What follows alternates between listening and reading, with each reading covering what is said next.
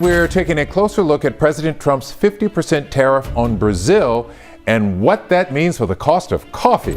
President Trump says he plans to impose a 50% tariff on goods made in Brazil. The amount of the tariff is so large that it's going to really affect the price of the coffee. America thought tariffs would pressure Brazil.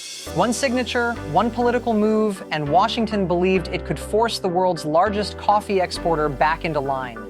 Instead, the attempt to control the market triggered a chain reaction that flipped the global coffee trade upside down. And the most unexpected player to step in wasn't a producer, wasn't a tropical giant, it was Canada. The moment U.S. tariffs hit Brazilian coffee, the entire supply chain shuddered. American importers panicked. Contracts froze. Shipments idled at ports, waiting for clearance that never came. For the first time in decades, U.S. buyers couldn't guarantee their own supply. Prices surged, cafes hiked their rates, and ordinary Americans felt the shock in their morning cup. But Brazil wasn't shocked. It was disappointed and done. Done relying on an unpredictable buyer. Brazil didn't need the U.S. to survive. The world needs Brazil. And Brazil proved that instantly. Instead of waiting for America to clean up its mess, Brazil picked up the phone and called every stable partner it had. China responded first with massive orders. Europe followed with long-term contracts.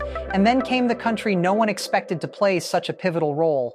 Canada doesn't grow coffee. It can't. The climate is too cold. But Canada buys coffee reliably. And unlike the US, Canada doesn't weaponize its imports. No sudden tariffs, no political surprises, no economic threats. Canadian importers saw an opening. America was stuck in a tariff war. Brazil needed dependable buyers.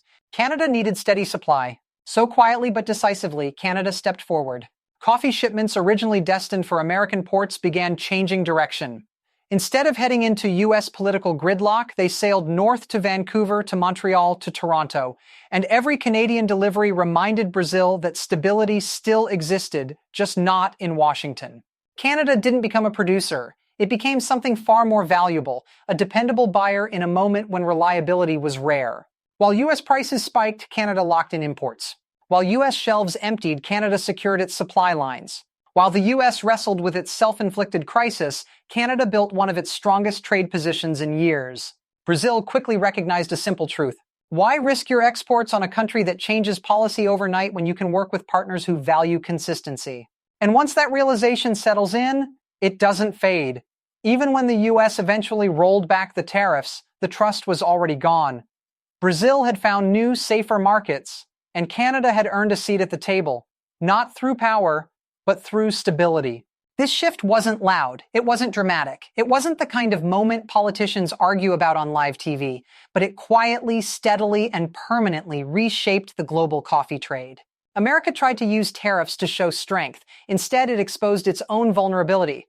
While Americans paid more for the same cup of coffee, Canada enjoyed stable supply, stronger partnerships, and a new role in a market the U.S. once considered untouchable. The U.S. wanted dominance, Canada wanted something more valuable, Brazil's trust. In a world where supply chains can collapse overnight and politics can destabilize entire industries, trust is everything. And as coffee routes shift, prices rebalance, and Brazil diversifies its buyers, one thing is clear. Canada didn't grow a single coffee bean, but it grew into one of Brazil's most reliable partners.